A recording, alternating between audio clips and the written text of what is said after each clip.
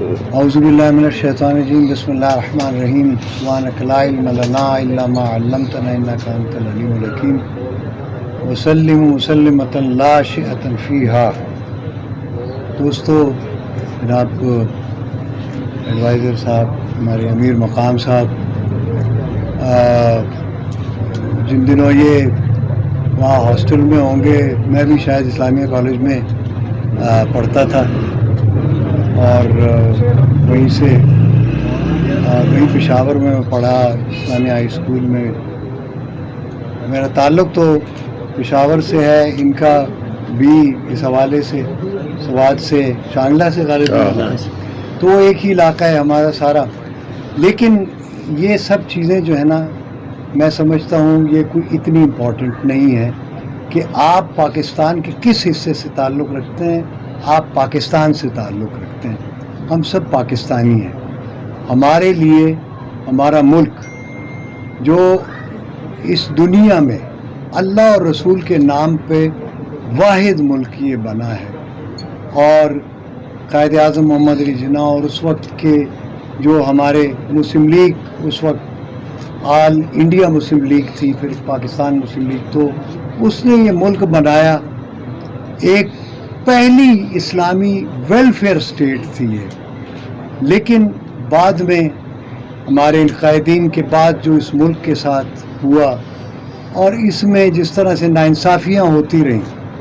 وہ welfare state کی بجائے پتہ نہیں یہ کون سی اسٹیٹ بن گئی۔ تو اس کو میری یہ درخواست ہے تمام پاکستانیوں سے کہ خدا کے لیے آپ یہ ملک جن مقاصد کے لیے بنایا تھا، قرارداد مقاصد کے تحت اور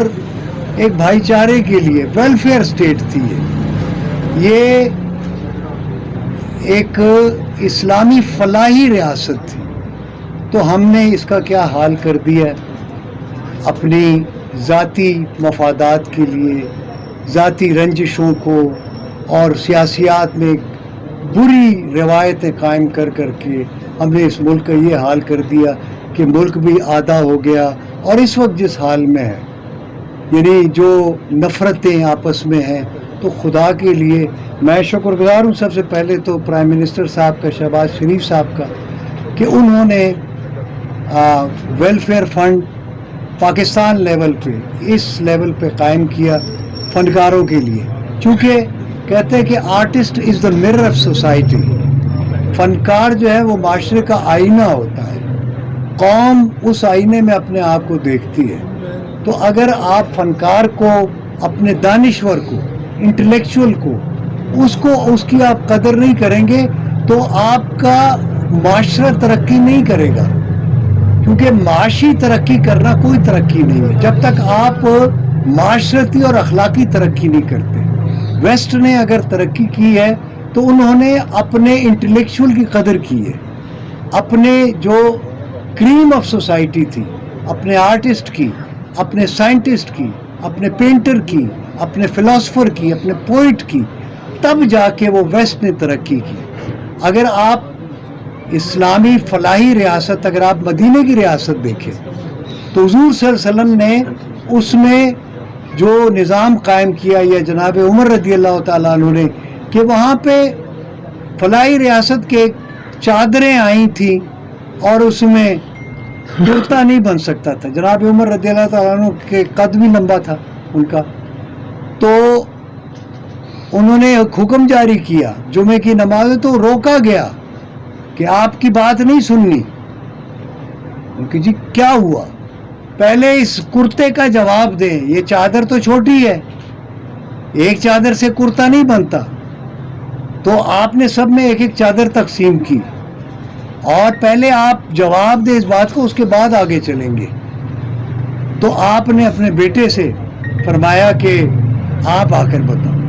تو جناب عمر رضی اللہ عنہ کے بیٹے نے بتایا کہ سب کو ایک چادر ملی تھی، مجھے بھی ایک چادر ملی تھی، ایک چادر سے کرتا نہیں بنتا تھا، تو والد صاحب نے مجھ سے چادر مانگ لی، میں نے ان کو دی، تو ان دو چادروں سے ایک کرتا جناب عمر خلیفہ وقت کا بنا۔ یہ اسلامک اسٹیٹ تھی، اور ہم نے یہ اسلامی فلاحی ریاست کے یہاں پہ جو ہم نے کیا۔ تو اب میری یہ درخواست ہے تمام سیاستدانوں سے بھی، تمام اپنے ملک کے عوام سے بھی کہ ٹھیک ہے، آپ نے جناب شہباز شریف صاحب نے، پرائم منسٹر صاحب نے اور آپ کی حکومت نے مجھے میری بیماری کے لیے جو کچھ کیا ہے، گو کہ یہ میں سمجھتا ہوں کہ میرا حق بھی بنتا ہے، چونکہ میں اسٹیٹ پراپرٹی ہوں. میں نے 50 سال اس ریاست پاکستان کو دیے. میں نے ایجوکیٹ کیا لوگوں کو ڈرامے کے ذریعے، اپنے آرٹ کے ذریعے، چونکہ ہمارا مقصد یہ تھا. جب ٹیلی ویژن آیا تھا اس ملک میں 64 میں تو نلکا نہیں آیا تھا، بہت جگہوں پہ نلکا نہیں تھا. تو میں نے پوچھا جی یہ ٹیلی ویژن کیوں آیا؟ اس نے کہا ٹیلی ویژن اس لیے آیا کہ ہم نئے نئے آزاد ہوئے تھے اور میجارٹی جو تھی وہ عمر رسیدہ لوگوں کی تھی. ہم لوگوں کو اسکولوں میں نہیں بھیج سکتے تھے، تو ٹیلی ویژن اس لیے آیا تھا کہ ہم نے بزرگوں کو، بڑے لوگوں کو، بڑی عمر کے لوگوں کو ایجوکیٹ کرنا تھا. یہ مقصد تھا، ایک قوم بنانی تھی، پاکستانی قوم بنانی تھی، اس لیے ٹیلی ویژن اور میڈیا آیا. تو اس میڈیا کا یہ فرض تھا کہ وہ ایک قوم ہم نے بنانی تھی. لیکن وہ قوم ہمارے آپس کے اختلافات، چاہے وہ جس قسم کے بھی تھے، قومیت پرستی، آدھا ملک ہم نے گوا دیا، اور اسی ذاتی مفادات کی جنگ میں.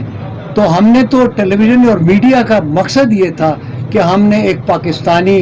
ریاست، ویلفیئر اسٹیٹ بنانی ہے، ایک مضبوط قوم بنانی ہے. تو اس کے لیے میں نے اپنے 50 سال دیے قوم کو ایجوکیٹ کرنے کے لیے، ڈرامے کے ذریعے، ایکٹنگ کے ذریعے تعلیم دینے کی اور ایک قوم بنانے کی کوشش کی. تو اب بھی میری درخواست ہے تمام قوم سے، تمام پاکستانیوں سے، تمام سیاستدانوں سے، تمام انٹلیکچوئل سے کہ خدا کے لیے ایک ہو جائیں، مل بیٹھ کے مسائل کا حل ڈھونڈیں، اور اس پاکستان کو جو نیچے جا رہا ہے، جو ہم دلدل میں پھنستے جا رہے ہیں بیرونی قرضوں کی، اس سے جان چھڑائیں. غریب آدمی کے لیے آج بھی دیکھیں سیلاب کب کا آ چکا ہے، جا چکا ہے، اب بھی لوگ جو ہیں در بدر بیٹھے ہیں، بے گھر بیٹھے ہیں. ان کی ویلفیئر کریں، جو غریب لوگ ہیں، جو آپس کے اختلافات ختم کریں خدا کے لیے.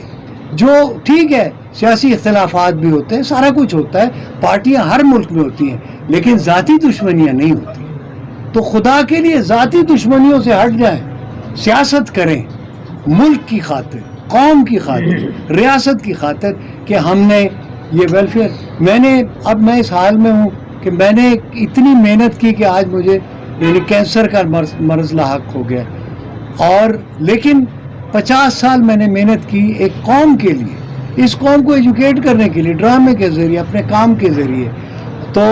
میں تو پہلے بہت شکر گزار ہوں کہ ریاست نے، شکر الحمدللہ، کہ ریئلائز کیا کہ فنکار جو ہے، اور وہ بھی میں اس حکومت کو، میاں محمد شہباز شریف کو میں مبارکباد دیتا ہوں، اور ان کے شکریہ میں ادا کرتا ہوں اس حکومت کا کہ انہوں نے ریئلائز کیا کہ نہیں، جو فنکار ہے وہ اس ملک کا اثاثہ ہے، ایسٹ ہے، اور اس کی حفاظت ہونی چاہیے، اس کا علاج ہونا چاہیے، اس کا خیال رکھنا چاہیے، چونکہ یہ ہم اس ریاست کا اثاثہ ہیں. تو میں ذاتی طور پر بھی، اپنے فیملی کی طرف سے بھی آپ کا، حکومت کا، آپ کی پارٹی کا، اور سب کا میں شکر گزار ہوں کہ آپ نے ہمیں اس قابل سمجھا. اور سب سے بڑی بات یہ کہ آپ نے یہ ویلفیئر فنڈ جو قائم کیا، باقی بھی اس ملک میں جو غریب فنکار ہیں، جو اپنا علاج نہیں کر سکتے، جو کھانے 2 وقت کی روٹی کو بھی ترس رہے ہیں، ان کا بھی آپ خیال رکھیں گے. اور انشاءاللہ مجھے امید ہے کہ آئندہ آنے والے برسوں میں اس کو ہم واقعی ایک فلاحی اسلامی ریاست بنائیں گے اس ملک پاکستان.